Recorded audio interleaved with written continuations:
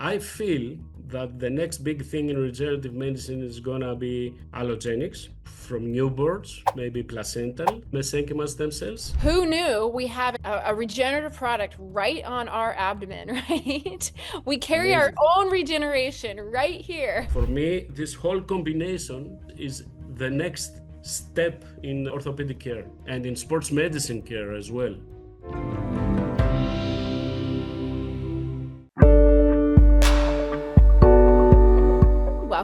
Welcome to Conversations in Regenerative Medicine, where we are exploring the frontiers of platelet-rich plasma, bone marrow concentrate, microfragmented adipose tissue, and we also tackle some more controversial topics and discover cutting-edge insights that are shaping the future of interventional orthobiologics.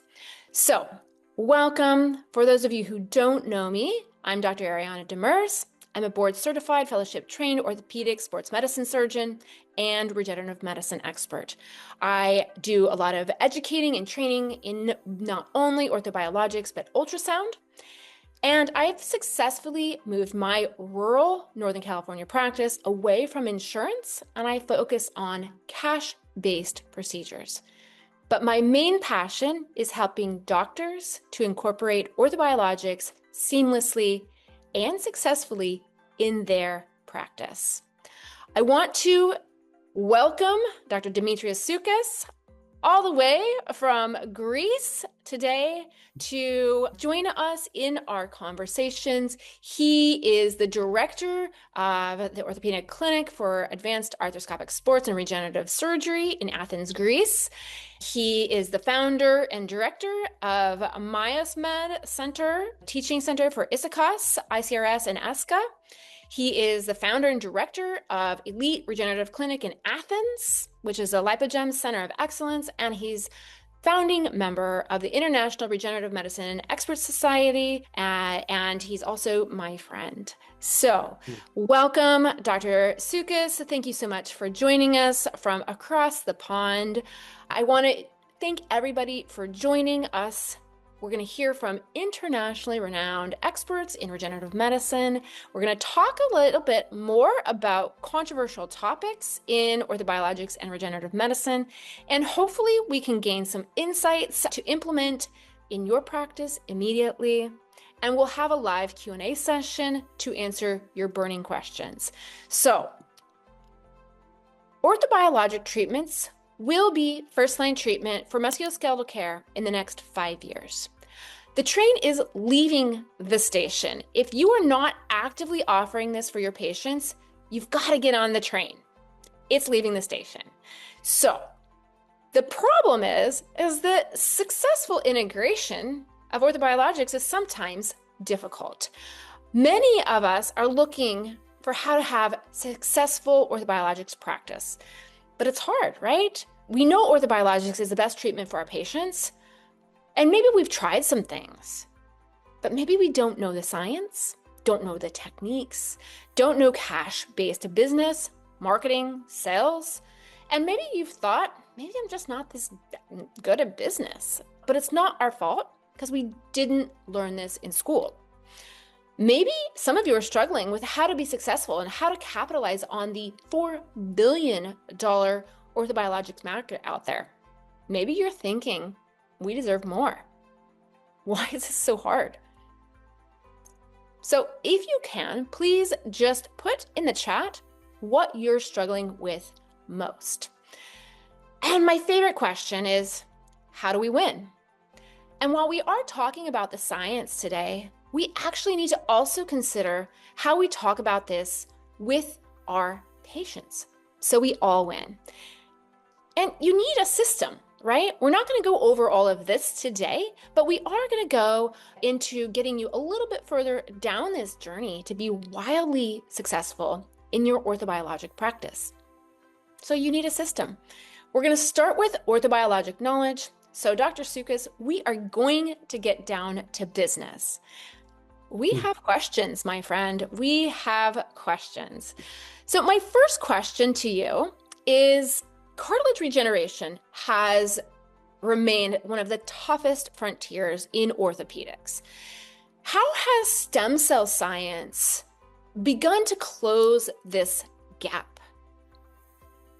Okay. Dear Ariana, thank you so much for having me here with you. It's an amazing opportunity to talk to a famous podcast and with a lady, a queen of orthobiologics. We have so much to share and talk about. Okay, cartilage. Cartilage, it's the most stubborn, difficult, and fascinating anatomical tissue. And I'm saying that because it's really difficult to regenerate cartilage. And this is because of several reasons. First of all, cartilage doesn't have any blood vessels. It doesn't have nerves. It doesn't have lymphatic drainage. Healing capacity depends entirely on slowly diffusion of synovial. So it's a very difficult anatomical tissue. Second thing is that you cannot really reproduce the zonal architecture that cartilage has. Cartilage has 3 layers, 3 zones, higher, medial, lower, that you cannot really reproduce that. Having also water inside, cartilage too, having proteoglycans, it's very hard to do this stature. It's amazing how difficult and complex is the whole architecture of cartilage. And if you have an injury in the cartilage, or if you have, let's say, early arthritis, then it's the chondrocytes, they don't have really strong capacity of differentiating, proliferating. They're only 1 to 5% of cartilage volume. So it's easier for the matrix to be destroyed than repaired. That's why it's so difficult to repair, to heal, or to regenerate cartilage. And that's why it's so fascinating for us trying to do that. Now, how has stem cell science begun to close the gap? Has it really? Ariana? Maybe, right? Are we on the precipice of being able to regenerate cartilage? Have we gotten to a point where we at least understand the problem? Or maybe we don't yet. I think so. I agree with you. Maybe the gap is not closed yet, of course, but I think we're on the way to do that. And there are 2 big wrong ideas about how stem cells are working about cartilage regeneration. There are 2 misconceptions. How you say that? Misconceptions. Misconceptions. Thank you so much. The first one is that stem cells, their main work is anti-inflammatory work. Don't miss out. Please subscribe to our newsletter now to stay ahead of the world of orthobiologics. You can find the link below. Additionally, if you're ready to start this journey with me in my Orthobiologics Masterclass, come join us. And that's it. They are very strong anti-inflammatories, which is wrong. Okay, this is just one tiny thing of what stem cells are doing for cartilage. And the second one is that stem cells can produce directly healthy cartilage, which is not the case, not at all. What they are really doing is they are follow a biological path, and they have different capacities, stem cells, when you inject them intra-articularly for, let's say, focal cartilage lesion or for osteoarthritis. First of all, as we know, they have the paracrine signaling effect, which means that they release biological molecules and they start to slow down inflammation. They start to augment the capacity for extracellular matrix to be repaired slowly. They fight cytokines. So they are doing so many different things. The second one is immunomodulation. Okay, they're changing the whole environment, the niche where you are putting the stem cells. And they are also offering bioscaffold. This is, let's say, a new conception that they are also working as bioscaffolding, and they are giving the time to signals to remain in the scaffold and to start the healing process. So it's not that we inject in a joint. This is a misconception. That's like you perfectly helped me to know the word. If you inject stem cells, you are not going to produce cartilage immediately and cover a lesion. You are having a cascade of biological procedures that they are going to work on that and build on that. So it's not that easy. We have a second question, right? So many physicians are talking about stem cell therapy as this breakthrough treatment. Is the clinical reality lagging behind the enthusiasm, or have we just not figured out a way to either deliver viable amount of cells or dose, or have we not been able to optimize the host? Like, do we have enough clinical data to be able to say that stem cell therapy is the end all be all? I started working with stem cells about 13, 14 years ago, and with PRP 15 or 16 years ago. And I was accused on the time that I'm dealing with voodoo medicine and what is this thing? Yeah, it was amazing. And I feel so happy right now that we have so many good published studies that they are proving that if it's done correctly, they are safe. And most of all, they're effective in several cases. Of course, you have to have the right indications and the right patients. Because for me, right now, you cannot use it to everybody. So it's a breakthrough for sure. It's not voodoo medicine, it's evidence-based. We have many clinical studies that they are exceptional and they are proving that they can offer the best in our patients. For example, I'm using MFat, microfragmented fat of lipogems. Of course, I'm not promoting the company. I'm just saying that they have more than 100, 120 published studies. And they are not just FDA cleared. Soon, they are going to be FDA approved for knee osteoarthritis. That is amazing. It is a giant step forward.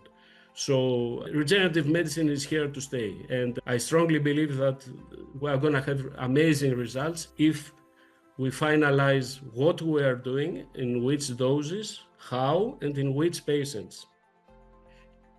Absolutely. And collect that data, right? Without the data to collect it, like, we can do all these great things, but if we don't manage and monitor and follow our patient outcomes, then we can't really say if the clinical reality, what's happening with the clinical reality, right? I agree. Totally agree. Everybody needs to collect data. Please, you can put it on a spreadsheet, you can tabulate it with a pencil, but really collecting your clinical patient-reported outcomes is really important, as well as defining what it is that you're actually doing. I think those two things are so important. So thank you so much for bringing that up. Now, we still have questions for you. So I'm here. across different clinics and countries, protocols are different with respect to sourcing, dosing, preparation. What do you consider as the non-negotiable parameters for these treatments, for stem cell type treatments? Okay, that's a great question. Please let me give you a flow chart, or a protocol that I am using based on my experience. Oh, and great. Maybe it would be useful for our followers tonight that they are listening to us. This is what I have in mind when I have to deal with a patient with cartilage problems. First of all, the first category is young to middle-aged patients that they have focal lesion of the cartilage. That means remaining cartilage is healthy, and we have a focal, well-characterized focal lesion of the cartilage. Then, in this case, my protocol is like this. First of all, I have to correct the mechanical axis of the joint. If there is a problem, then I have to perform osteotomies. I have to preserve the meniscus if we are talking about the knee. And that means repair of the meniscus, or even to use scaffold, meniscal scaffold, if the patient had in the past a meniscectomy. Because if you don't correct the axis, and if you don't have the cushion of the meniscus, then whatever you're going to do is going to fail in the cartilage. And then I'm addressing the cartilage problem with problems like the weight, BMI, or other problems that the patient may have, like diabetes or if he's taking statins. What I'm doing is that I'm not doing microfracturing anymore, because I've seen, not only me, of course, it's for everybody that used to do microfractures, that we have a lot of problems with the subchondral bone, and there are many bone marrow edemas, and sometimes you have production of new cartilage, maybe fibrocartilage, but outside the borders of the lesion, which causes many problems to the patient. So I'm not doing microfractures anymore. What I'm doing is either I use biological membranes of collagen 2 or hyaluronic acid with bone marrow, aspirated, concentrated, which is arthroscopically completely. I'm not opening the joint, with amazing results. Or I'm using the Arthrex technique of AutoCart, which is minced cartilage, autologous chondrocytes with thrombin and PRP, and you cover completely the lesion. So it's, let's say, the fourth generation of ACI, of autologous cartilage implantation, with really excellent results. So this is, I think, straightforward. When you have a focal lesion, everybody knows what to do. The problem is when you have diffuse cartilage pathology, then what are you going to do? In this case, you can help patients to delay the arthroplasty, because if you are close to Kellgren-Lawson 4, close to bone, there are not much to do, but you can offer injections, mostly of MFat or SVF. I think the older the patient is, the more I use adipose tissue-derived stem cells, and especially MFat or SVF. I keep BMAC for younger to middle-aged patients. And this is the protocol I use, and I think it's biologically correct, and you have to be very strict about the patients that you are implying these techniques. You have to be very strict. You have to correct many problems like obesity before performing a procedure like we said. You can offer them senolytic cycles, which is something new. I mean, you have to energize his stem cells again if he's a middle-aged or older patient, because one pillar of aging is stem cell exhaustion. We know about that. It's not only mitochondria or DNA or epigenome. You have to offer him senolytic cycles, maybe with special supplements. And I would like to say that in your podcast, Ariana, that I work in Greece and the product is ready for a supplement with many senolytic factors, that I'm going to use it pre-operation and post-operation to my patients. So let's say this is my flowchart about a patient having a cartilage pathology. That's amazing. So I think my listeners there's going to be some questions, but I have questions. So in Europe, there is much love of osteotomies. In the US, osteotomies have fallen out of favor or are not used as frequently as in Europe. And a lot of very successful treatments, one of the pillars has been osteotomies. So then the question begs, number one, if you don't have the ability to do osteotomies, can you still get some benefit? And then number two, what do you think is more powerful, the osteotomy or the injection? Okay. What I really believe that is a big debate about osteotomies and partial replacements. And there are orthopedic surgeons that they prefer osteotomies, or others they prefer partial, but still there are indications for both of them. And like I always said, you have to respect indications. You cannot do an osteotomy to a patient older than 60 years old with knee laxity, for example. You have to go for partial knee replacement. Osteotomy is an excellent surgery, excellent. And it offers time to the patient till he finally does a total knee replacement. I said there is a big debate between the two procedures. And there is always a big question, if you perform a partial joint reconstruction, is it easier to convert it to a total joint replacement or not? or osteotomy is easier. And like you said, is it stronger to have orthobiologics or osteotomy? For me, the combination is the best. I mean, if you have an axis problem, then regenerative medicine are going to fail. The injections are going to fail. You have to correct the axis, the mechanical axis. Otherwise, it's not going to work. It's not going to work.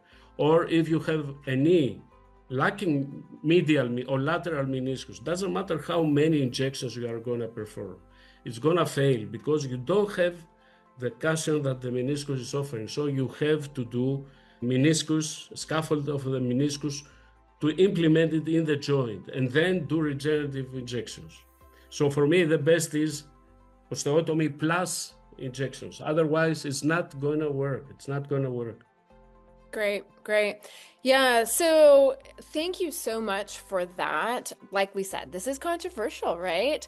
Can we do a partial knee replacement with orthobiologic injections? Maybe. Can we do microfragmented adipose tissue to augment the meniscus?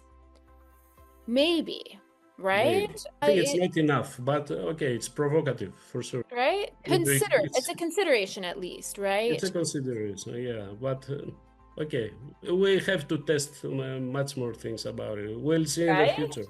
Yeah, well, we got to have the study, right? We got to do the data collection. But MFat is an excellent scaffold. MFat is an excellent scaffold. So that's why I really love it as an adipose tissue biological product. It's a scaffold containing all the important cells and growth factors. So you have the whole triangle of regeneration. And that's why it's an amazing product, really amazing. Who knew we have it right? A regenerative product right on our abdomen, right? We carry our own regeneration right here. All right. Who knew, I'm sorry to interrupt you, that us classical orthopedic surgeons trained for years to use metals, discussing now about this evolution of regenerative medicine. And I have to confess, I was a TEDx speaker on this subject. This is what I called it meta-orthopedics. Meta is a Greek word, Ariana. Meta, it means after. After. What is after orthopedics? After, the next step. And this was a TEDx speaking of me in Kigali, in Africa. It was amazing.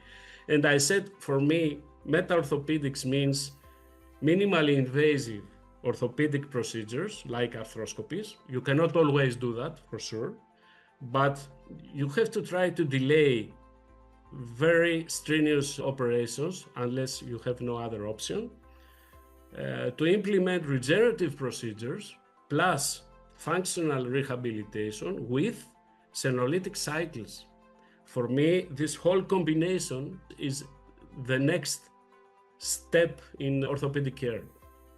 Don't miss out. Please subscribe to our newsletter now to stay ahead of the world of orthobiologics. You can find the link below. Additionally, if you're ready to start this journey with me in my orthobiologics masterclass, come join us.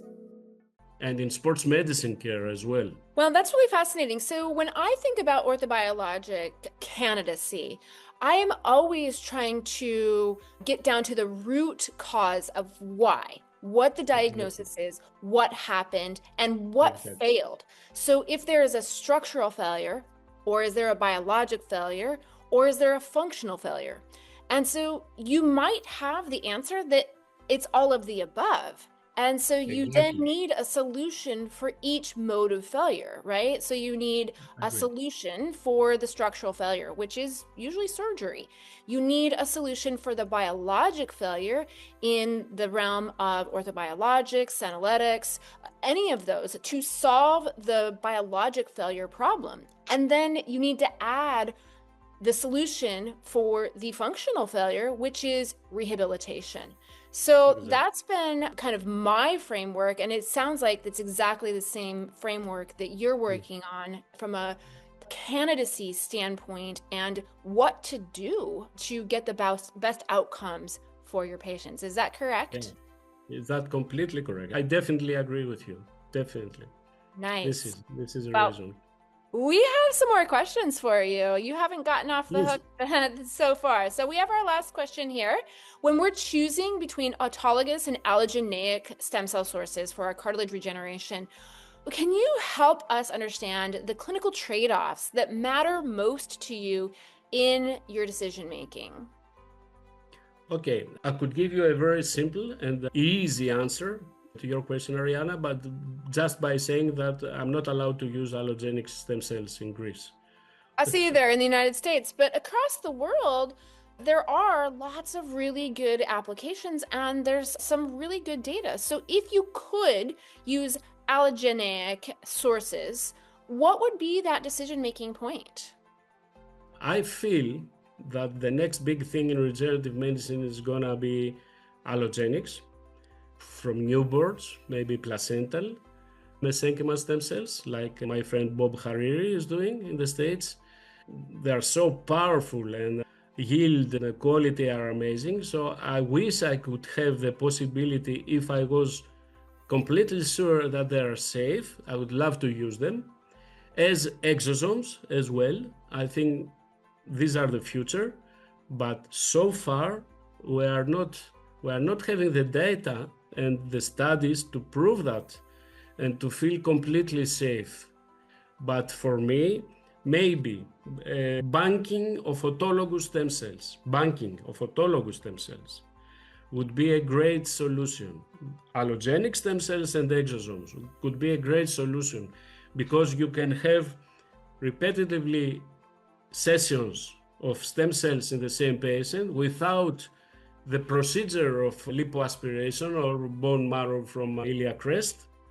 And you can protect the patient of problems like cardiac problems that they are not allow him to take even a minor anesthesia, or bleeding problems that you cannot stop the medications that he is taking. It's simpler, faster, maybe it would have better results. So I would be happy to have this weapon as well, but we have to be completely sure and safe about how we can use them. And something else, which is much more, maybe not more important, but as important, that when you have allogenic products, you are sure about the standardization of the product. About the dose, about the procedure, about the technique. It's standardized, which is very, very important. And this is the lack of standardization and the lack of same techniques, results, dose, everything in autologous. For me, it's the main problem in regenerative medicine. And many guys are performing, let's say, lipoaspiration. Is it the same every time? The adipose tissue that you are collecting, is it the same after every procedure? Have you been gentle enough to take the fat and protect it in order to have the right adipose-derived stem cells? And many, many other questions. So allogenic products, you have standardized product, which is very important. Yeah, absolutely. I think ultimately what we're doing now is the first step. And as we continue to collect data, as we continue to move the science forward with both acellular and cellular technologies and standardization and safety profiles, I think you're exactly right. We are going to be able to determine what the right option is. Are we going to bank our own and have multiple withdrawals? Are we going to standardize and have it be pooled? You know, what do you do about the issues with the graft versus host for the allogeneic piece? What about iPS cells where you're reprogramming your own cells from your skin? What about so there's so many options that are compelling enough to really work forward and continue to collect data, continue to push the science, continue to understand the problem. Because if you don't understand the problem, you can't really understand what the solutions may be. But you know, thank you so much for providing a really good framework, some really compelling both questions and answers. And I just really wanted to thank you so much If for... I could say something more very fast, Ariana. Absolutely. Thank you so much. I think it's interesting. Another technique that I'm using the last 3 years, and actually we published our preliminary results. It's an amazing technique about getting cartilage micrografts from the ear of the patient, auricular I was wondering if you were going to micrografts. tell me about this. Yeah, there was a study how many years ago, I don't recall it, from the nose, and now they started again taking cartilage micrografts from the nose. But what we are doing is auricular from the concha of the ear with just topical anesthesia, very easy. You can do it in office, and you are using that. You desegregate it, you make it soluble, and you inject it in the joint for cartilage problems, but purely for cartilage problems. And this works. There are many studies so far because these are progenitor stem cells, and they have an amazing result in cartilage pathology. So thank you so much for letting me say that as well. It's an amazing, from a Spanish company called Mitocell. The guys have made an exceptional work, and I'm really happy to perform this procedure. So you're telling me that you take a little microcartilage biopsy from my ear, you mince it up. You perform three tiny holes with a punch biopsy, 2.5 millimeters, three very tiny holes in the concha of the ear, and you are taking the pieces of the cartilage that they are taking off from the three holes. You are making three small holes. And then you inject it with normal saline and with a special instrument they got with rotors, and they make it soluble. And so you can inject it. You can inject it in the shoulder, in the knee, in the hip for cartilage pathology. Or if you change the area, if you go to the mastoid area and you take the cartilage on there, you can use it for tendon pathology. So this is something amazing. Wow. Yeah. It's quite That's interesting. phenomenal. And is it same day application? Absolutely same day, minimal manipulation, FDA completely approved. It's not officially, not approved, but whatever FDA sets standards for cells procedures, they have it. So it's a very good, in my flow chart, I use it. Let's say if I have a pathology like arthritis, Kegler-Rosen 2, I use PRP, which is another very big conversation. We cannot do it right now. And if I have a more severe cartilage pathology, I use this procedure. And of course, for Kegler-Rosen early 4, I use stem cells. So I organize my job and my procedures and biological solutions. Well, now I'm going to have to come to Greece and you learn this procedure so that I can have another option for my patients to not have to do lipoaspirate, not have to do bone marrow concentrate, and just take a little puncture from their ear. That's amazing. That's phenomenal. Thank you so much for sharing that. As usual, you are a wealth of knowledge and such an inspiration to continue learning and continue the conversation about the future of regenerative medicine. So I just want to thank you again for being part of our podcast, and hopefully we'll see you again in the near future when we talk about PRP maybe. Yeah, it was an honor, Ariana. Thank you so much. Always at your disposal, always. Thank you so much. So the question is now that we've kind of done this deep dive on the science, what is the next step to have, wildly successful outcomes for your patients? So the next step is, attracting the right patients, creating a cash-based business, having high converting consults to help get patients to have the treatments that are the best for them. And then putting it all together for success. And that's our practice launch system. So the fast track. Then I'm going to invite you for some hands-on workshops These are workshops that I put on, the Business of Orthobiologics Express course, and this is in Clearwater, Florida. And then the next day, we have Cadaver Lab to help with lipoaspirate training, bone marrow harvest and concentration, and then getting your hands on some PRP, bone marrow concentrate processing, and protein concentrate processing. The best part about the whole situation is that it is free. There's no registration fee. So if you wanted to scan the QR code for the RSVP dates for not only November, but December and January, we are doing that currently. So really, I'd love you guys to come on down. And then really importantly, putting it all together with this Business of Orthobiologics Express course. This is those pieces of the puzzle that you're struggling with to be able to more appropriately and concisely offer these options to your patients. Finally, I'd like to offer you early registration to transform your practice with the TrueMD Live in 2026. We're going to be hosting a 2-day event in February of this year, and we're going to be having business training, marketing training, as well as on training live. So scan the QR code, get some more information, and reserve your seat. We have just started to open up the registration, so I want to invite you all to the TrueMD event. It is definitely something to put on your calendar, so just scan that QR code and make that on your calendar.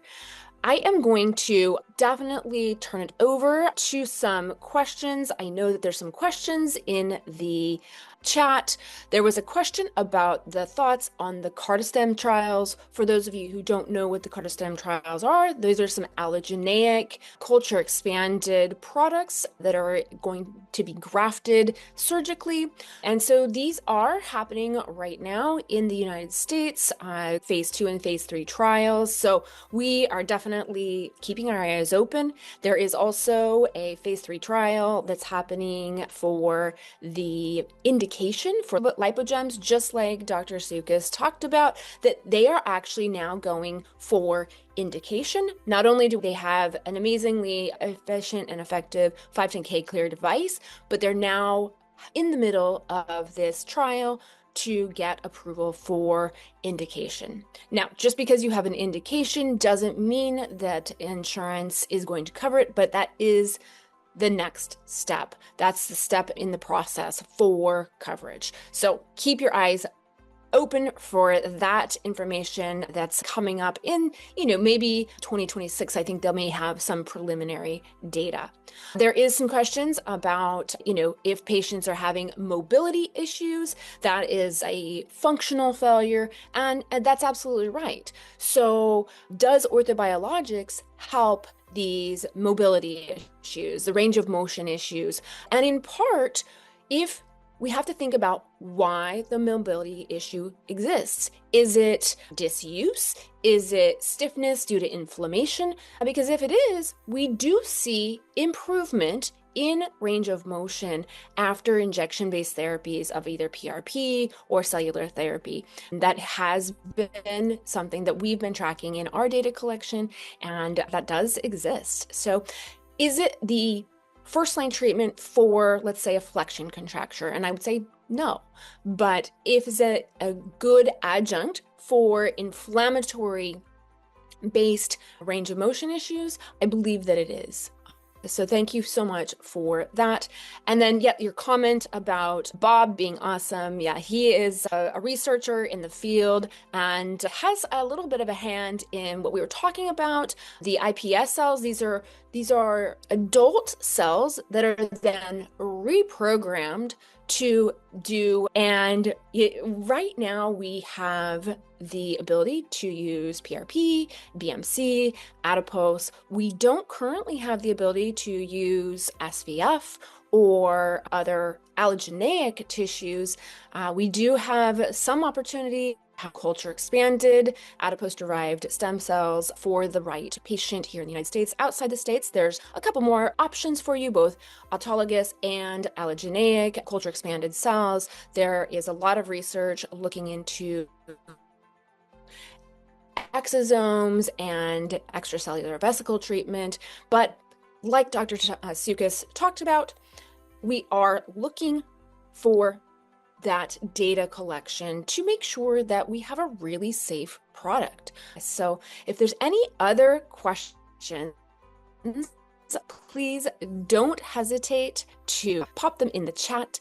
Otherwise, I wanted to just thank you for joining us tonight for this really, really fascinating topic of, stem cell therapies. And I thought, we would bring you this really interesting application of adult cartilage cells being used for injection-based therapies from the auricular cartilage. And so it is basically minimally manipulated, it's sized and then re-injected. So we'll see how this company comes through the 510(k) clearance option for the United States, but man, it sounds compelling, and his data is really quite interesting to be able to have another source for cellular therapy. So if you have any other questions, any other comments, I'm happy to take those. Otherwise, I really appreciate and hope that we will see you in the near future, either in Clearwater or in Arizona for our TrueMD program and in 2026. So please, please, please, I'll flash those again just in case you didn't get that. Otherwise, thank you so much for joining us. This has been Conversations in Regenerative Medicine with Dr. Dimitrios Tsoukas and myself, Ariana DeMers.